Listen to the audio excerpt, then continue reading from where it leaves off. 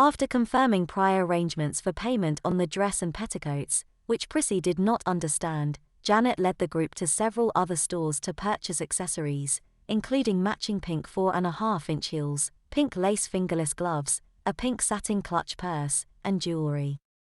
Susie joined the crowd for the balance of the shopping trip, offering many suggestions on how to make Prissy look her prettiest. As for Prissy, she tried to avoid Susie at all costs, but the others wouldn't permit it.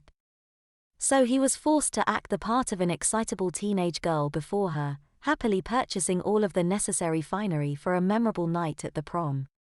The final stop was an earring booth in the center of the mall. Janet inquired if they had any clip-on earrings for Prissy, but was told, "I'm sorry miss, we only sell earrings for pierced ears here. But we can pierce the young lady's ears right now if she likes." Prissy started to protest but realized he was swimming against the tide. And with Susie there, and not in the know, he couldn't very well speak his true fears, even if he dared. "Oh, but it hurts so much," he whined, trying the last defense available. "Nonsense," said Susie. "Your ears will look so much prettier too. And the boys just love pierced ears on a girl. That's what that wretched Perry used to say anyway." So while the 5 girls stood back to watch, Prissy swept her skirt against her thighs, and sat down with knees and ankles together, to await his branding as a confirmed sissy.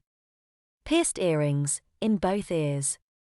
A lovely pair of gold drop earrings was chosen in addition to gold studs, and Prissy was warned to wear the dropped pair for only a short time tonight lest she damage the new holes.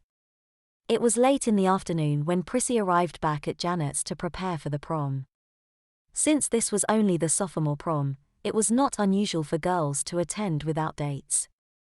So at least, Prissy thought, he would escape the indignity of attending on the arm of a classmate. None of the other girls had dates either, preferring to attend alone and try out their luck on the eligible boys at the dance.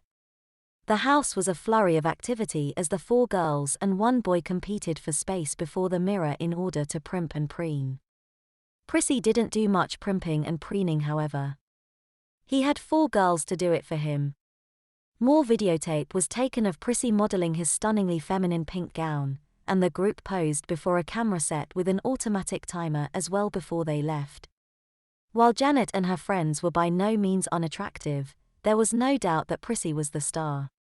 His dress was like a Scarlet O'Hara ball gown, so wide was the skirt. The girls had plucked and fussed with each ruffle until it lay just so over the multitude of petticoats. His makeup was more dramatic than ever. Dark mascara and eyeliner, bright pink lips, and a porcelain complexion amply highlighted with powder and blush graced his face. The girls had spent nearly an hour on his eyes, blending various colors on the lids until they sparkled and shined. His wig from the afternoon had been redone, and was now piled in a cascade of curls flowing down from where it was gathered in the rear, with wispy bangs covering his forehead. Prissy looked like a pink prom princess. Unfortunately for Prissy, Sally had determined that he was just starting his period, and a tampon and applicator was inserted into his rectum before the petticoats were lowered into place. The effect was to create an even more pronounced swish in Prissy's walk, which the girls agreed made his skirt and petticoats sway very sweetly. As they approached the door to the gymnasium, Janet stuck the knife in even further. "Now's your chance to prove just how much you truly like being a sissy, Prissy.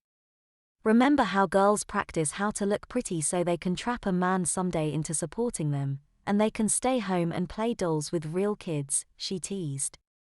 "Well, now's your chance to practice. You've got the prettiest dress at the prom, and we wouldn't want it to go to waste now, would we? So I don't want any wallflower acts tonight, although somehow I don't think you'll have to worry about that. If I see you sitting alone in a corner, I'm going to show that videotape to everyone here." And she opened her purse to reveal that she had indeed brought the tape with her. Prissy's heart was beating a mile a minute as he walked into the decorated gymnasium. The prom was in full swing, girls and boys dancing on the floor, and milling about the room in many groups.